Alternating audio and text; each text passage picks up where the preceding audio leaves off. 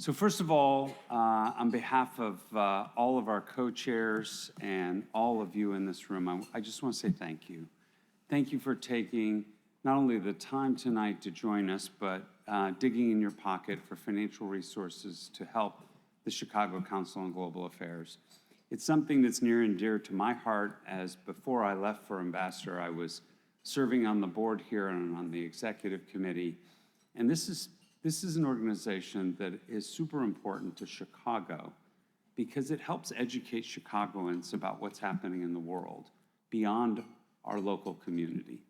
And, you know, funding this effort will be important so that we just don't have narrow views, that we have a wider and global perspective. I remember getting a phone call from Ambassador Faye Hartog-Levin, who called me and said, "Hi, Bruce." And she's fantastic. She's been involved in the council for so many years and has given back to our country as U.S. ambassador and worked on the Obama campaign. She called me and she said, "I'm calling you to ask a favor." And I said, "What would that be?" And she said, "Do you think you could get Justin Trudeau to be the honoree for the Global Leaders Award?" And I'm like, this is almost like Where's Waldo? He stepped down, and how am I gonna find Justin Trudeau now? But I said I would try. I was on a yacht. You were on?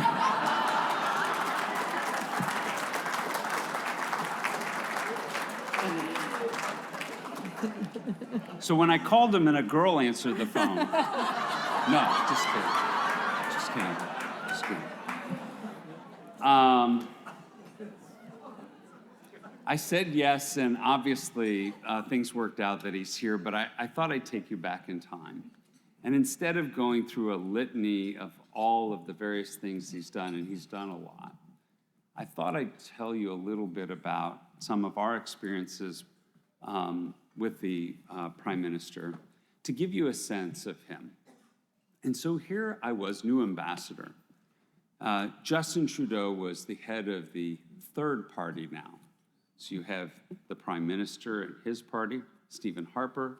You had the NDP, which was the loyal opposition, led by member Mulcair.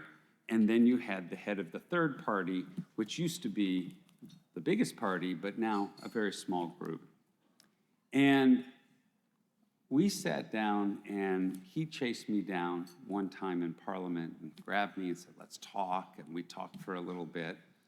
But importantly, Vicki also developed good relationships with his wife and family. And she called me in the embassy and said, "Let's invite the Trudeaus over to dinner." And the State Department said, "You can't go out with him." I said, "Why not?" And they said, "Because you haven't gone out with the Prime Minister yet. You can't go out with a third party." So I said, "Vicki, we can't go out with him." So the next week later, Vicki, as you'll soon see, is not a rule follower at all. She calls and said, "The Trudeaus are coming over on Thursday night." And I'm like, "Okay, we got it, we're going." Never underestimate the importance of culinary diplomacy. Never underestimate how nations use food and a dinner, maybe like this, that you can get together and really learn about somebody. And we sat down in the residence of the U.S. Ambassador's residence in Ottawa, and we sat down and got to know then Justin Trudeau, Member of Parliament, and he explained his vision.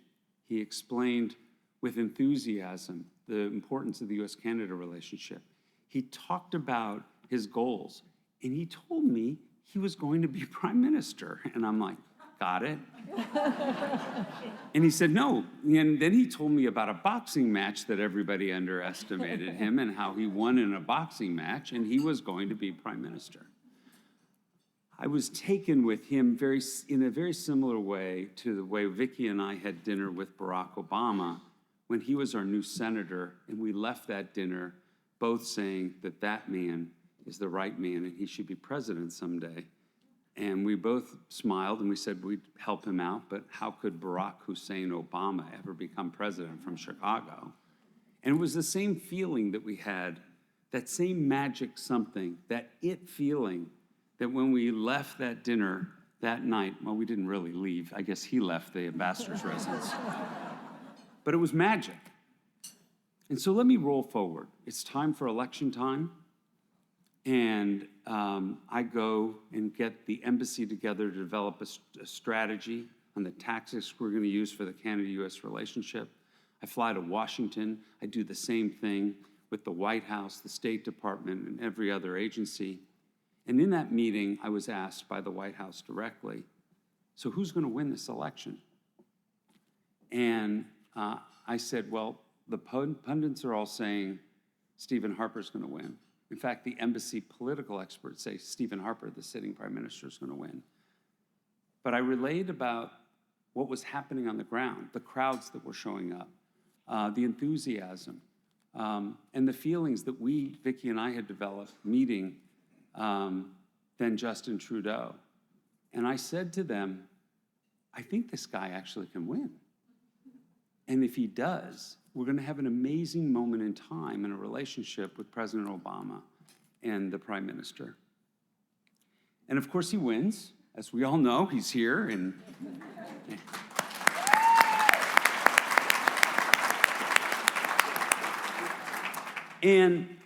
after he won, something magical then happened as a result of my visit to Washington and all the work that we had talked about. We were able to extend an invitation for a state dinner. The first time a Canadian had had a state dinner in almost 20 years, and a reciprocal invitation for Barack Obama to come to speak before Parliament in Canada, which was another magical moment during our time there. And that's when Barack Obama stood up in Parliament and talked about Canada and the importance of the relationship, and he said at that moment, the world needs more Canada. And at that moment, all of Parliament, Conservative, NDP, Liberals, everybody stood up, and all the members of Parliament were cheering Barack Obama. I will tell you that Prime Minister Trudeau has worked with Obama, President Obama. He has worked with Donald Trump 1.0, President Donald Trump. He worked with President Biden. And yes, Trump again. We accomplished a lot together, from trade to military cooperation to environmental protection, and especially as it pertains to the Great Lakes, which is important to all of us here who use that water. It's probably right here on the table, as you know. We appreciate his leadership, his friendship, and I can tell you, from my perspective, the U.S. has had no better friend and no better ally than Justin Trudeau.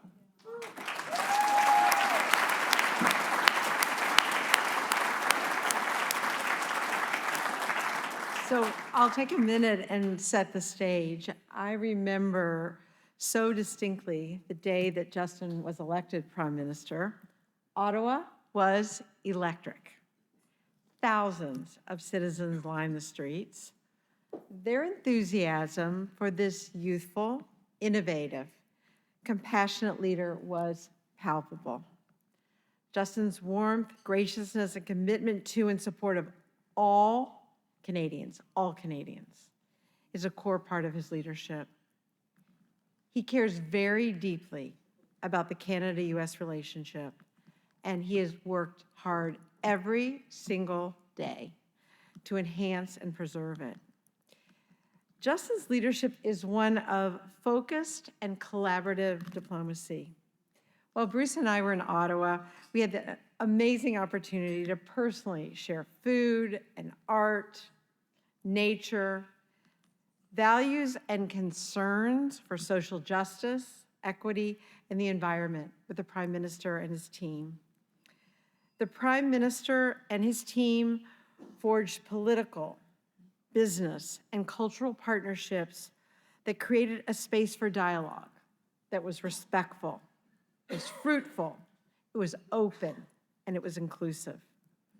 During his time as Prime Minister, the United States was the beneficiary of a relationship that allowed for enhanced security, integrated business opportunities, shared defense capabilities, but most importantly,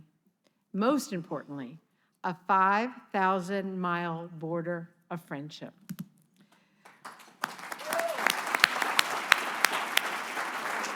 So Bruce mentioned our first dinner with the Prime Minister and his wife Sophie at the beginning of our tenure. Now let me tell you a little bit about the bookends to that dinner 3 years later, our last few days in Ottawa. The Trudeaus extended a farewell and a thank you to the Obama administration by hosting Joe Biden for a state dinner. I think President Barack Obama was a little surprised when he asked Joe, what do you got on the schedule today? He says, I'm going to Canada, I've got a state dinner. He's like, you do? And it was a wonderful evening. The dinner in Parliament was warm, it was generous.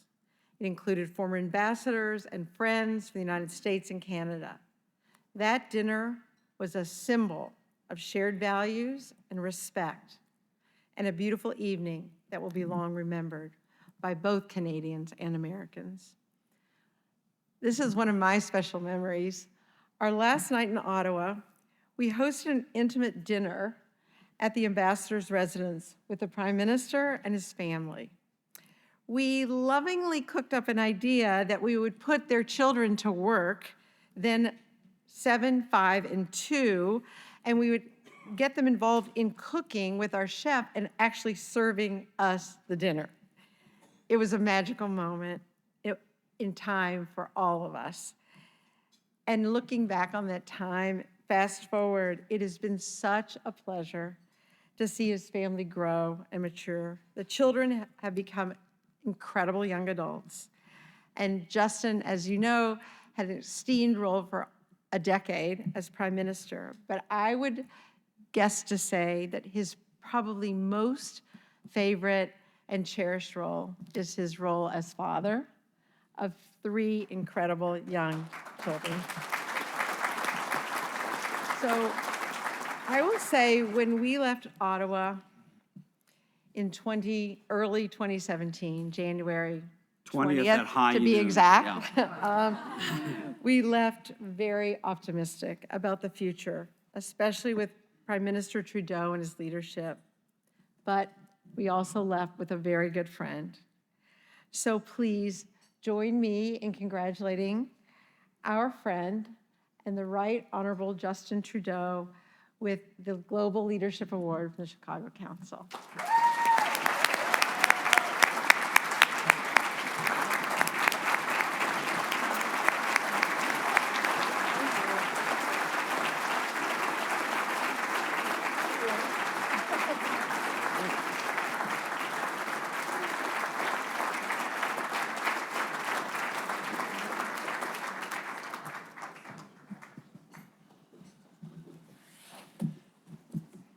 Thank you, Vicki.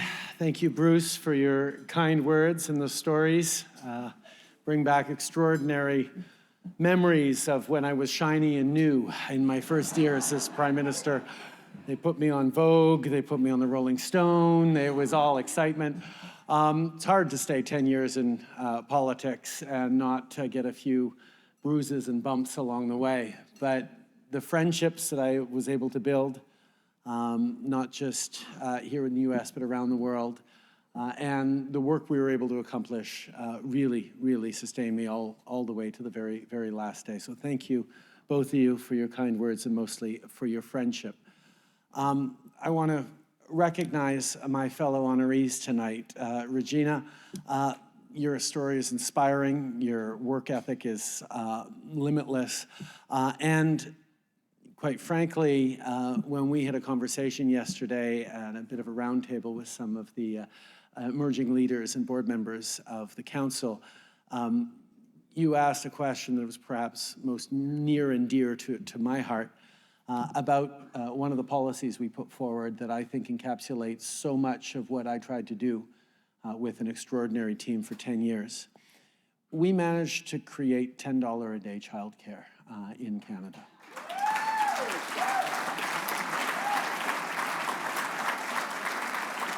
We weren't supposed to. It wasn't part of the plan that we had.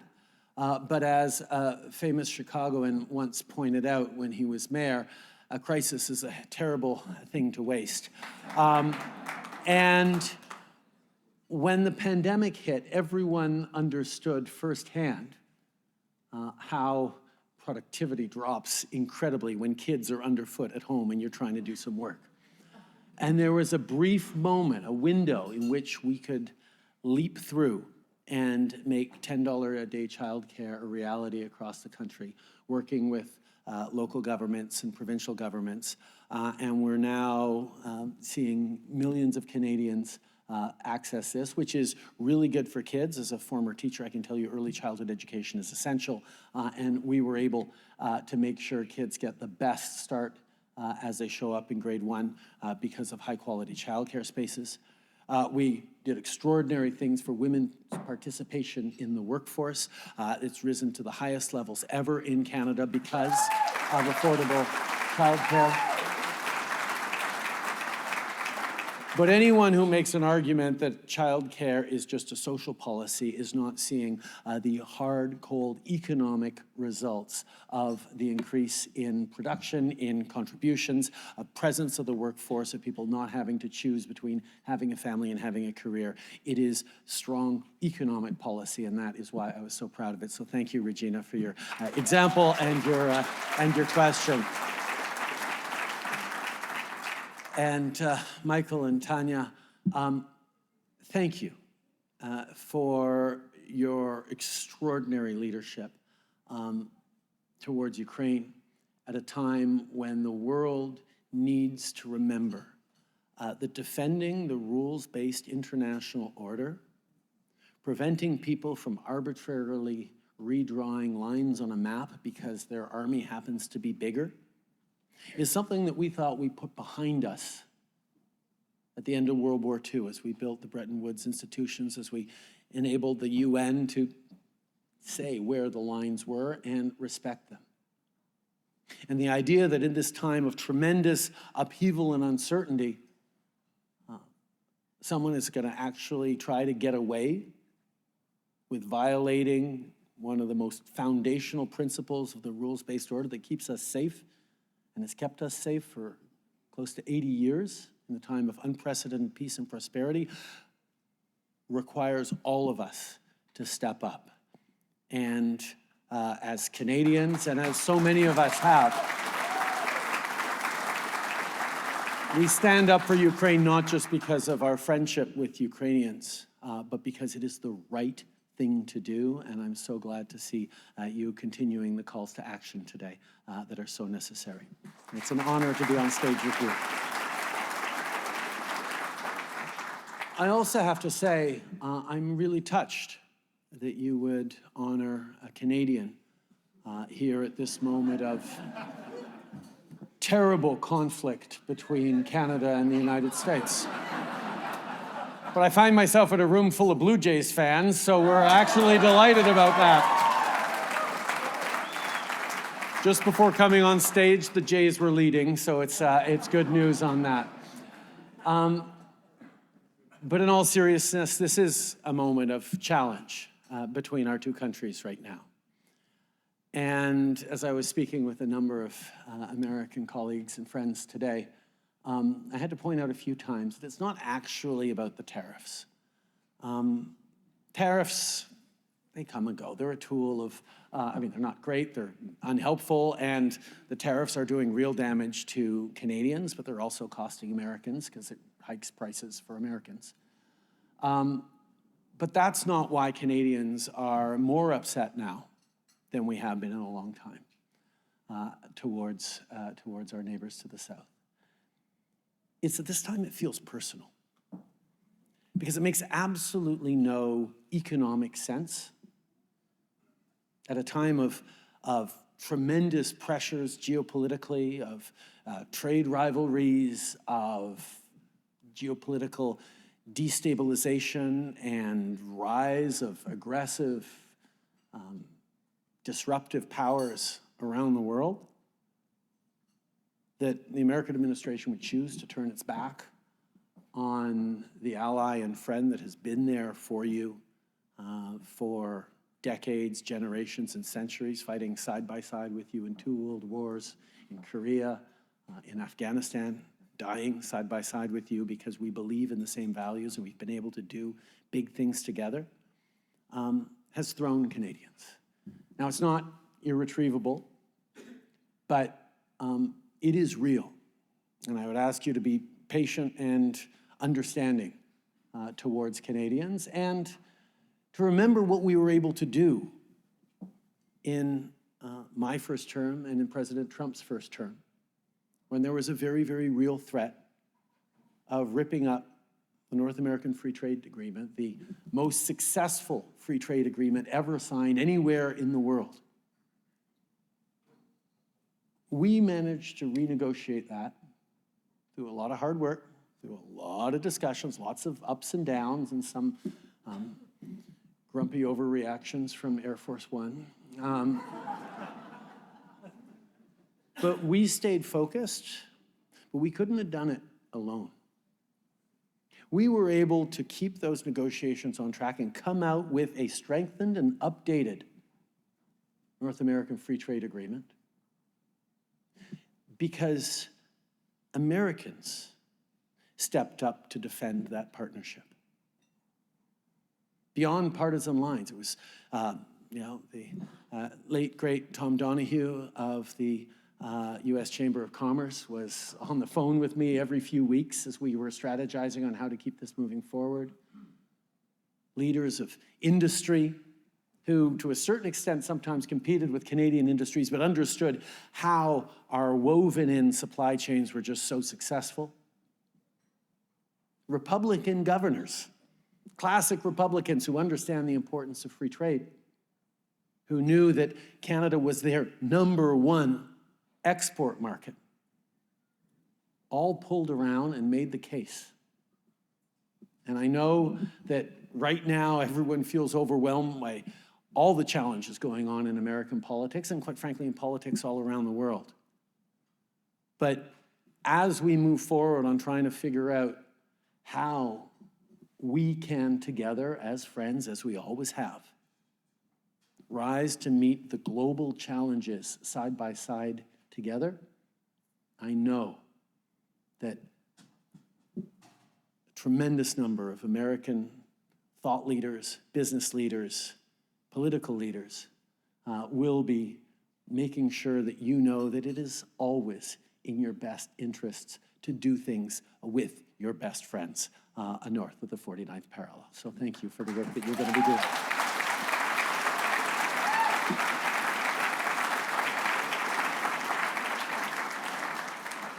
But some of the challenges we're facing right now in the United States, but indeed around the world, are particular to this time. We're seeing, and not anywhere in particular, but everywhere, a backsliding of democracies, challenges to institutions, to the rules-based order, a questioning of democratic values, of the principles that have held us so strongly over the past number of decades. And I think we all need to start reflecting on what the foundational building block of our democracies are. Because I think that's something we're beginning to overlook, all of us. It's happening in Canada, it's happening in the US, it's happening in Europe, it's happening everywhere there are democracies.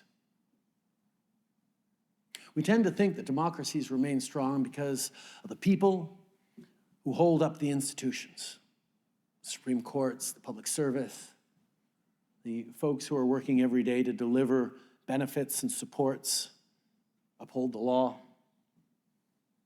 People who defend our institutions are important, but they're not the base of our democracies and our democratic strengths. We look to good people stepping forward in public service. People who put their families out there, make tremendous personal and professional sacrifices to serve their communities. And they're extraordinarily important. We need more of them. But they're not the fundamental building block of democracies. We look to an independent, free media, free press, challenging, speaking truth to power, pushing back hard, making sure that the exercise of that power is being done responsibly. More important now than ever before, more under attack than ever before, essential to any democracy, but not the fundamental building block of democracy. I look at a room like this, filled with extraordinary, brilliant academics, donors, people active in their communities, leading in so many different ways to make sure that people have the tools and the ability and the arguments marshaled to fight for what's right in our democracies. But even you are not the fundamental building block of a democracy. The fundamental building block of any democracy is the regular citizen. Is someone living their everyday lives, working hard at their jobs, worried about their mortgage, dealing with their kids' orthodontics bill, wondering whether they're going to be able to take a vacation, trying to figure out the fight they're having over a hedge with their neighbor. That wasn't metaphorical, that was actually, sorry.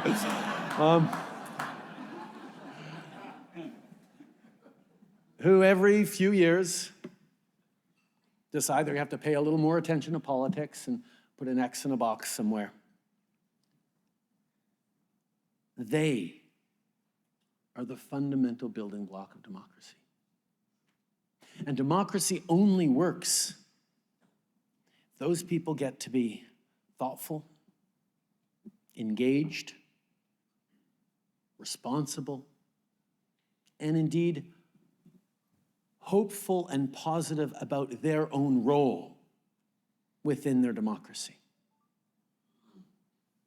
And right now, as we look at declining voter rates all around the world in democracies, as we see people getting more and more cynical, aided and abetted by extremely sophisticated algorithms designed to anger and divide us, it's easy to sort of say, well, people don't care about politics anymore. People see politics as part of the problem, not part of the solution. When politics is supposed to be, at its essence, no more or less than how we choose to come together to figure out where we're going as a community and how best to get there. And that can only happen through real conversations, real debates, real compromise. Because in any community, any region, any country, there are always going to be so many different realities, perspectives, and views that everything must be a compromise. You have to find common ground. You have to seek for it. You have to learn for it. You have to lean on each other. But so much of our time right now is focused on convincing people the right thing to do is just stand on your principles, gather around the few people who think exactly like you, not pay any attention to anyone who doesn't think like you.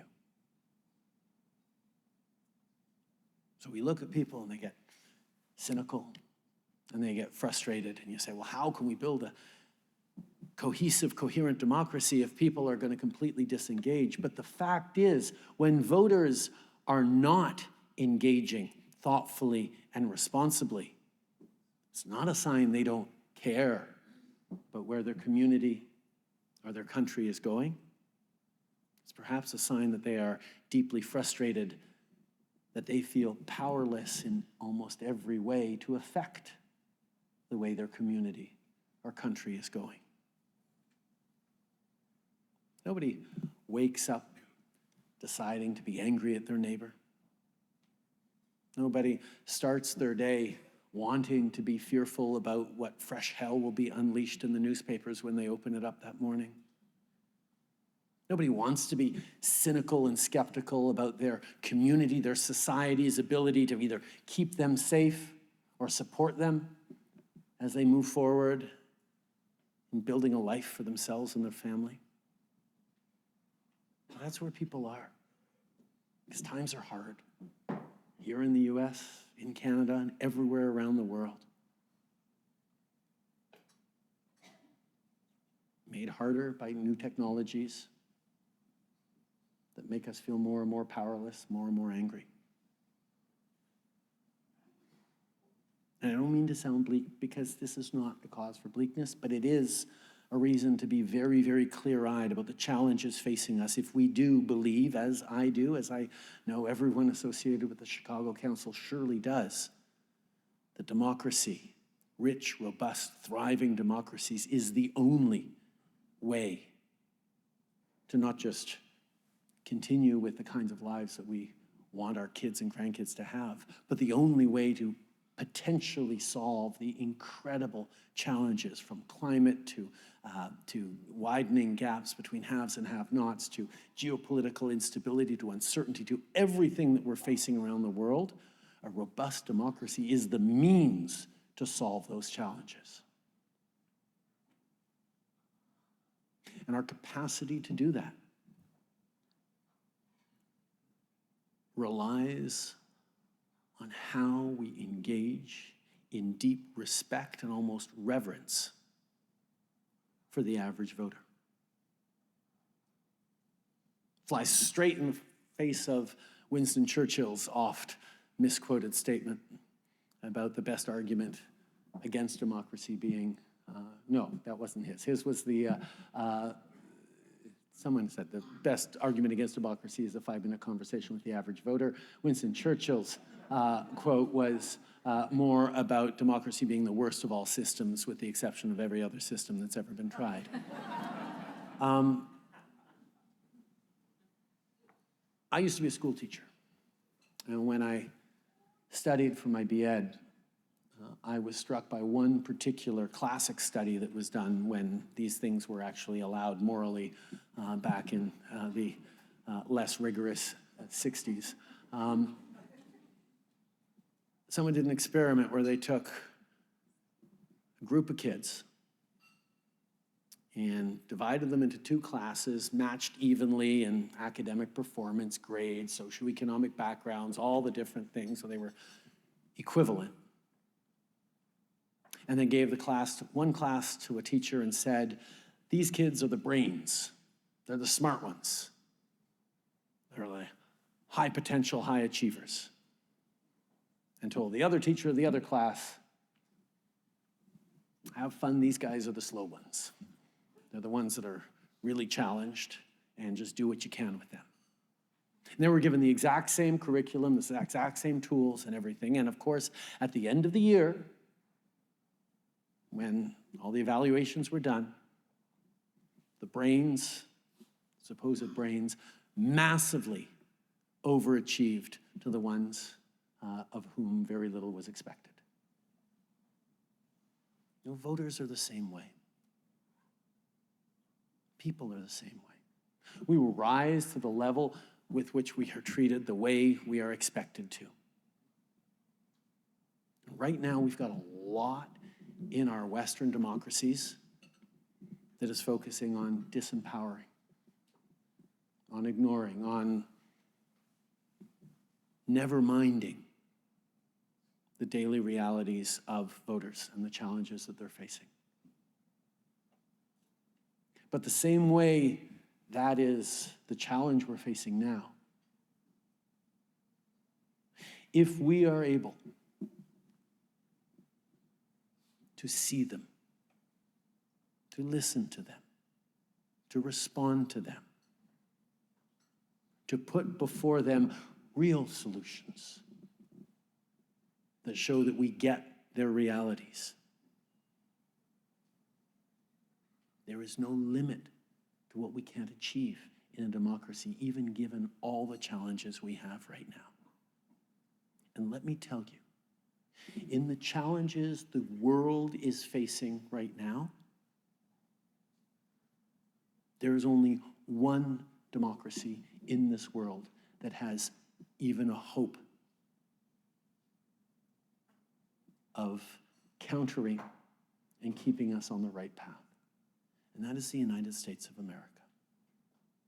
Every other country in this world is looking to America, as we always have, for you to be once again the incredible, great people that so many of you are individually, but that collectively you have faltered on over the past decades. There have been moments of brilliance, there have been tremendous leadership, but the ebb and flow of isolationism versus global leadership couldn't have ebbed at a worse time for the world. To quote, or to echo the words of Barack Obama in the Canadian Parliament, the world needs America back. The world needs Americans to once again, not for the sake of the world, for the sake of yourselves, in enlightened self-interest, in the same way that tremendous investments in Europe to rebuild after World War II led to incredible prosperity for the United States. We need Americans to understand again that the world wants them and needs them. And in order to do that, we have to once again make Americans feel like they are wanted and needed by all their political leaders and not just used to get elected.